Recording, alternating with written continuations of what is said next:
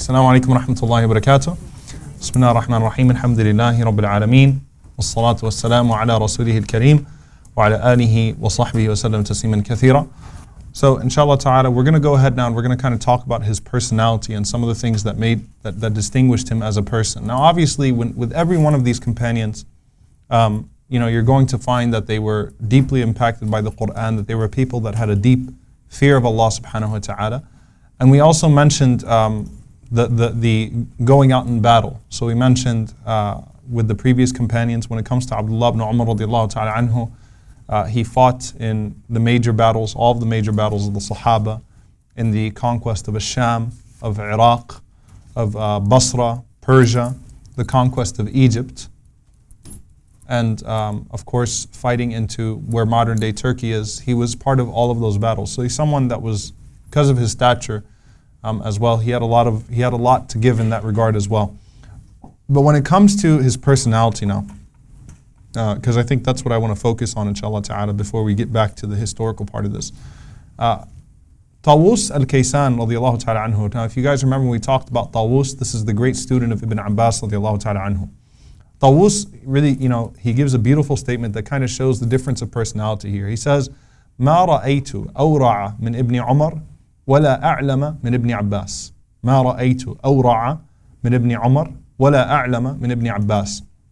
What that means is, as I never found anyone, I've never seen anyone who feared Allah more than Ibn Umar. Wara' is when you avoid things that might be haram. Okay? You avoid things that are disliked by Allah. You avoid that which is makruh. You avoid that which might be haram. You're cautious, right? So it's a caution that's born out of the fear of Allah subhanahu wa ta'ala. So he said, I never saw anyone that had more fear of Allah subhanahu wa ta'ala, that was more cautious than Ibn Umar radiallahu ta'ala anhu. And I never saw anyone that was more knowledgeable than Ibn Abbas. So he's comparing the two. So when it comes to his fear of Allah subhanahu wa ta'ala, there are many narrations about his ibadah. So he used to do Hajj on an annual basis. That's one. He was someone that used to do Hajj on an annual basis. Nafi' says that when he was at home, when he was a resident, you'd rarely see him not fasting. But he never fasted when he was traveling. Why? Out of love of the sunnah of the Prophet ﷺ. Because the Prophet ﷺ didn't used to fast when he was traveling. He says that he used to worship Allah subhanahu wa ta'ala at night, and there wasn't a single night that went by in his house except that he was reciting some of the ayat of Allah subhanahu wa ta'ala and shedding tears. So he says, for example, Nafi' says, إِذَا قَرَأَ أَلَمْ يَأْنِ لِلَّذِينَ آمَنُوا أَن تَخْشَعَ قُلُوبُهُمْ لِذِكْرِ اللَّهِ. The very famous verse in Surah Al-Hadid, isn't it time for those who believe to soften their hearts to the remembrance of Allah subhanahu wa ta'ala? He said if he read that, he said, بَكَى حَتَّى يَغْلِبُهُ الْبُكَاء.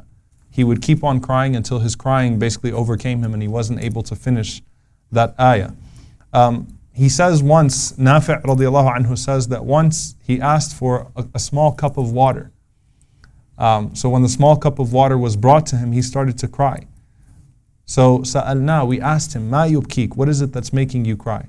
قال ذكرت قول الله وحين بينهم وبين ما يشتهون, that the people of hellfire will be separated from that which they desire. وعرفت أن أهل النار لا يشتهون شيئا أكثر من الماء. The people of hellfire would just want a sip of water, and that would be denied from them. And he also recited the ayat where the people of hellfire would say, أفيضوا علينا من الماء. Oh Allah, just pour some water on us. Or they would say to the angels to just pour some water on us. So he said that I remembered that day, right? And so he used to fear hellfire a lot. He used to read those ayat. Like many people, he used to cry a lot when he would read certain ayat. And one of the most beautiful things that said, Sa'id ibn al-Musayyib radiallahu ta'ala anhu, he says that if I were to testify that there is one person from Ahl al-Jannah, one person from the people of paradise, it would be Ibn Umar. There is no person I would be more sure about, and he's talking about the companions here. There is no person I'd be more sure about than Ibn Umar radiallahu ta'ala anhu being from the people of paradise. Nafi' radiallahu anhu, he said also that if he for some reason missed the Isha prayer in Jama'ah, he missed the Isha in the congregation, because he was returning from a journey or something of that sort, he would spend the entire night in Qiyamul Layl to make up for it. All right, so he had this idea of holding himself to a higher standard, no matter what. You also find that once he was, sitting with some of his students, and he was giving a lecture. He was giving us a sermon, and he was reading in Surah Al-Mutaffifin, and he came to يَوْمَ يَقُومُ النَّاسُ لِرَبِّ الْعَالَمِينَ, the day that people would stand before their Lord. And at that point, he kept on repeating يَوْمَ يَقُومُ النَّاسُ لِرَبِّ الْعَالَمِينَ, and he kept on weeping until he left the dars and he went home. Now, what's a common theme between him and Umar ibn al-Khattab radiallahu anhu? Umar ibn al-Khattab used to cry about which ayat? The ayat of paradise or the ayat of hellfire? The ayat of hellfire. Umar radiallahu ta'ala anhu used to cry when he would read the ayat of hellfire. We find that with Ibn Umar radiallahu ta'ala anhu as well, that anything that reminded him of hellfire, reminded him of the akhirah, would make him cry. So this is a person that used to cry a lot. I mean, with all of the ahadith that he narrates, he cries every single time. So it's a sign of the soft heart that he has, radiallahu ta'ala anhu. He also says that we witnessed from him a karama, we witnessed from him a miracle. And this is narrated from multiple people. That one time they were on a journey, and while they were on a journey, they saw a asad, they saw a lion on the path. And Abdullah ibn Umar radiallahu ta'ala anhu, he went up to the lion, he took it by its ear, and he walked it away from the path. He grabbed the lion by its ear and he walked it away from the path. So when we asked him, why he did that, he said, because I heard the Prophet ﷺ say that if you fear no one but Allah subhanahu wa ta'ala, لو أنكم توكلتم على الله حق توكلي, that if you feared Allah subhanahu wa ta'ala, if you trusted Allah and depended upon Allah subhanahu wa ta'ala the way He deserves to be depended upon, then Allah azza wa jal would always protect you. So he said, I had no fear of it basically. I had tawakkul in Allah subhanahu wa ta'ala, and I just went and I grabbed the lion and I just moved him out the way. Right? So that's one of his karamat, that's one of the miracles that took place with him. Obviously it takes place with very few of the companions and the righteous of that time as a sign of their righteousness. Nafi' was also asked, he said, what was the day of Ibn Umar like? He said, I've never met a person that could keep up with him. He said, between every 2 salahs, he was reciting the Quran. Okay?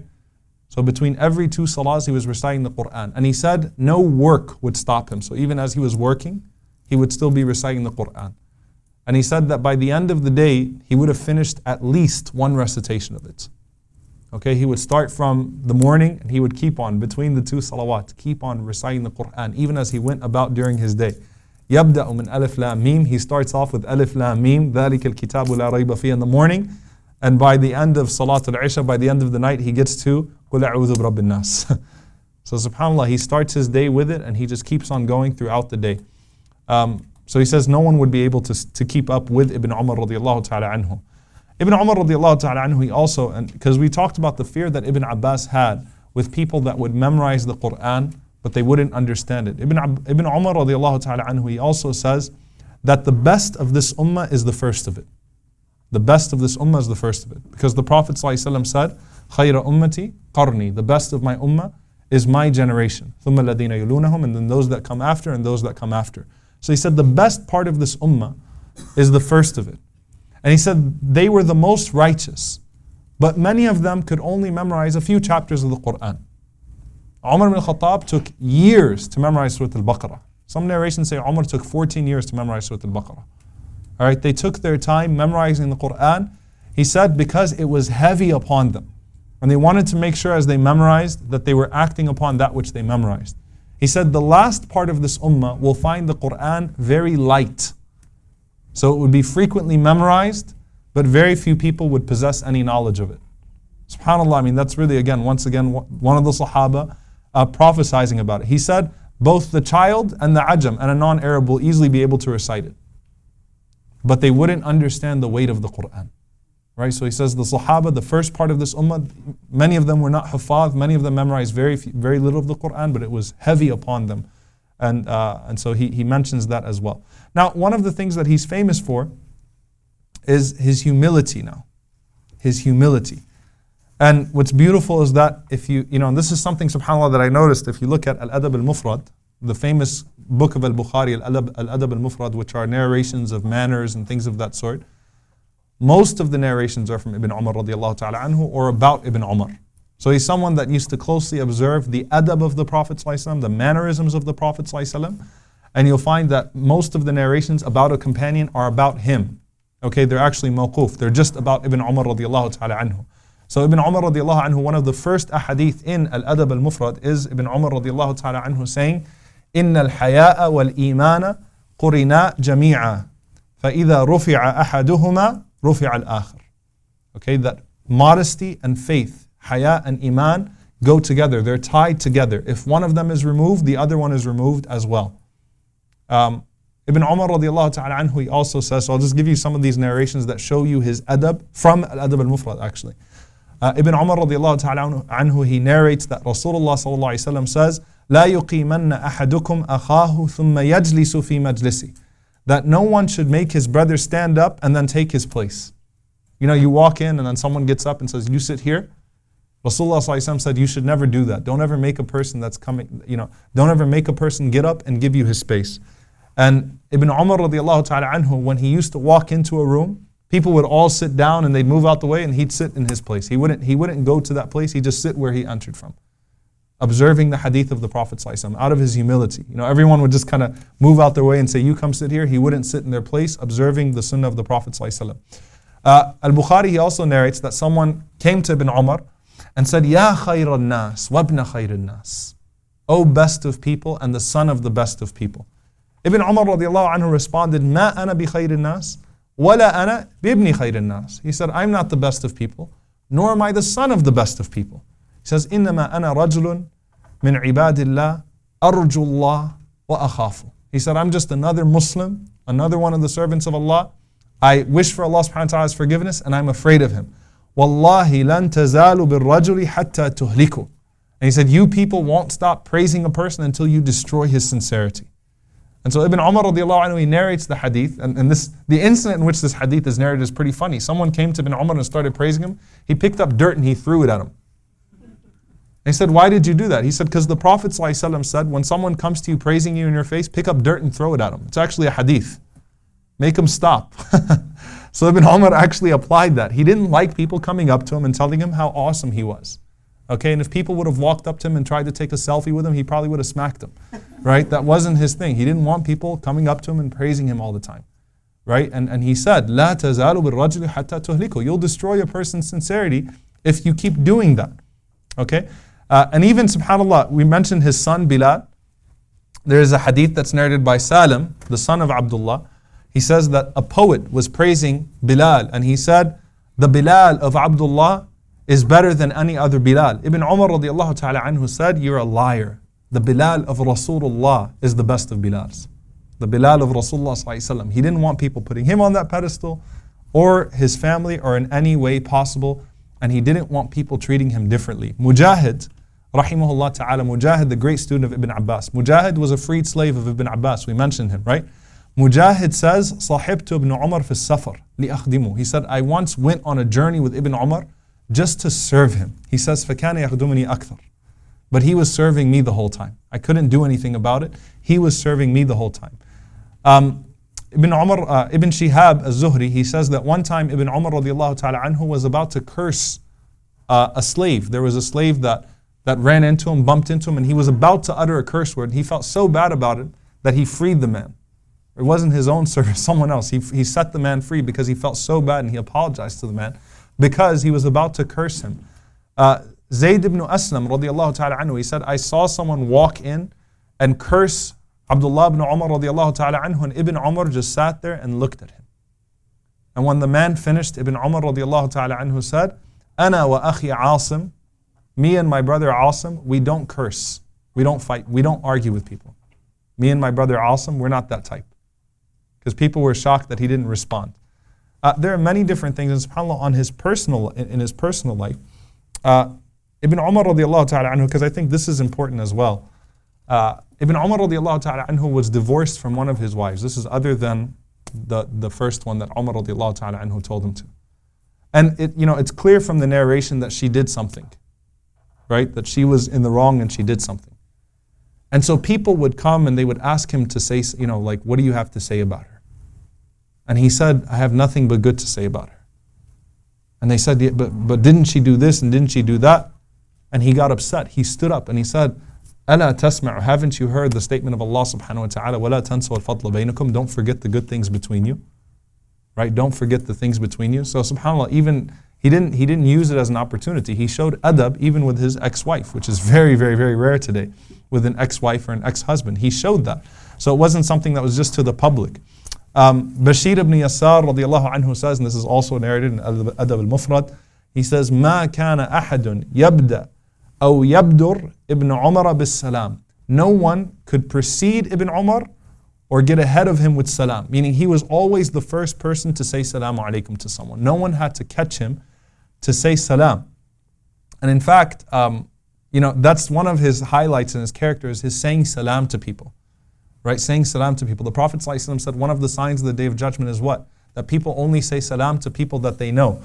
Tufail ibn Ubay ibn Ka'b. Tufail ibn Ubay ibn Ka'b. He's the son of the great Sahabi Ubay ibn Ka'b radiallahu ta'ala. Tufail, his nickname is Abu al-Batn, the father of the stomach. He was a big guy. He told Abdullah ibn Umar one time, he said, will you come with me to the souq? Will you come with me to the marketplace? So when they went out, he said that Abdullah ibn Umar radiallahu anhu didn't buy or sell anything. He went to every single person in the marketplace, from the shopkeeper to the people that were out there. And he shook their hands and said, Assalamu alaikum wa rahmatullahi wa barakatuh. And he said that, the sun almost set and he was still just saying salam to people. So Tufayl said, I came to him and I told him, people come to the marketplace to shop. And Abdullah ibn Umar radiallahu ta'ala anhu, he said that, Wallahi ya Abu al-Batn, he said, I swear, O Abu Batn, the only reason I go out is for the sake of saying salam to people. That's it. And subhanAllah, there are beautiful narrations about that. Anbasa radiallahu anhu, Anbasa says, رَأَيْتُ ibn Umar يُسَلِّمُ عَلَى الصِّبْيَانِ فِي الْكُتَّابِ. I saw Ibn Umar going to the children, fil kutab, that's their version of schools back then. Okay? He was going to the children even in their schools just to say salam to them. And he says whenever they used to finish, all of the children would run to him and they would climb up his back because of how tall he was. So he had a soft presence despite his size. The kids used to love him because he would say salam to everyone. A child, an old person, a nobleman, a servant, a slave. He would say salam to each and every single person that he saw. And that's from his good adab, that's from the good manners that's narrated about him. But one thing about him is he didn't used to like to answer questions. All right? Someone asked me, what's the relationship between him and Ibn Abbas? Because Ibn Abbas was very close to Omar radiallahu anhu, as we said. So what's the relationship between the two? Because everything that Omar used to say about Ibn Abbas radiallahu ta'ala anhu, right? Number one, just listen to this narration. Nafi', he said that at Hajj, Ibn Umar and Ibn Abbas would sit and all the Hujjaj would surround them every single year. Every time they sit, all the Hujjaj come surrounding them. And he said that I would sit with one of them one day and then I'd sit with the other one the next day. So I'd sit in his majlis one day, then I'd sit in the other one the other day. He said Ibn Abbas would answer every question he was asked. Ibn Umar would not answer the vast majority of the questions he was asked. So there's a difference in personality here. Right? Ibn Abbas radiallahu anhu, in his fiqh, he would answer any question that he was asked. Ibn Umar would say, La adri, I don't know for most questions. Sal ibn Abbas, go ask Ibn Abbas. So he kept referring people to Ibn Abbas radiallahu ta'ala anhu. And remember when he was asked about tafsir, what would he say? هَذَا أَعْلَمُ مَنْ بَقِيَ فِينَا. Right, this is the most knowledgeable of those who remain amongst us in regards to the Quran, in regards to that which Allah subhanahu wa ta'ala revealed. So this is his approach. He doesn't like to answer questions. From the four Imams, who had that characteristic? Imam Malik rahimahullah ta'ala. Right, again, this is the Ibn Umar's traits, passing on his approach, passing on to Imam Malik rahimahullah ta'ala.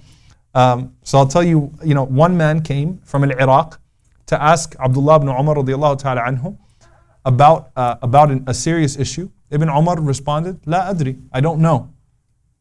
And the man got upset. He said, you don't know? You don't know? And then he walked away.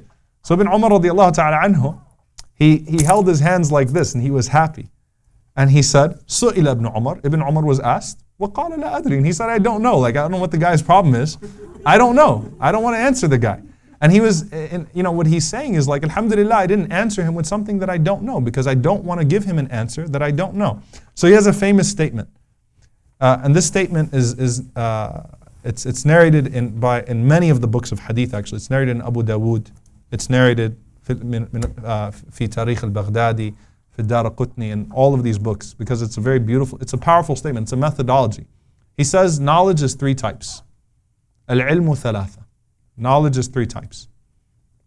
He said the book that is forever speaking. What is the book that is forever speaking? Al-Quran. Okay, the book that is forever speaking. He said, Sunnah mu'akkada, an established sunnah, and la adri, and I don't know. He said those are three types of knowledge. There's Quran, then there's sunnah, then there's I don't know. Okay? Now Imam Malik rahimahullah, there's a famous story, right? A man came all the way from North Africa, from Morocco, to ask him 60 questions, 60 masail. He only answered 6. And the rest of them, 54 of them, he said, La adri, I don't know. Right? He's taking that approach from Ibn Umar radiallahu ta'ala anhu. And there's, Al-Dhahabi actually narrates, he says that there's a man that wrote a letter to Ibn Umar radiallahu ta'ala anhu. And he says, Uktub li al-ilm, write down your knowledge for me. Write down some like really powerful stuff. Write down knowledge for me. Give me some things, right? Ibn Umar radiallahu ta'ala anhu, he responded, he said, Al-ilmu bahr, knowledge is an ocean. He said, if you can meet Allah subhanahu wa ta'ala, having not wronged anyone in regards to their blood, their money, or their honor, and you've kept your stomach void of that which is haram, and you've kept your tongue safe from that which is haram, faf'al, then do so. That's good enough. Okay? So there are many narrations of that. People come to him, he always deflects the questions. He doesn't want to answer people's questions. And that's why with Ibn Umar radiallahu ta'ala anhu, everything he said, he never answered a question unless it was Qala Rasulullah sallallahu alaihi wasallam.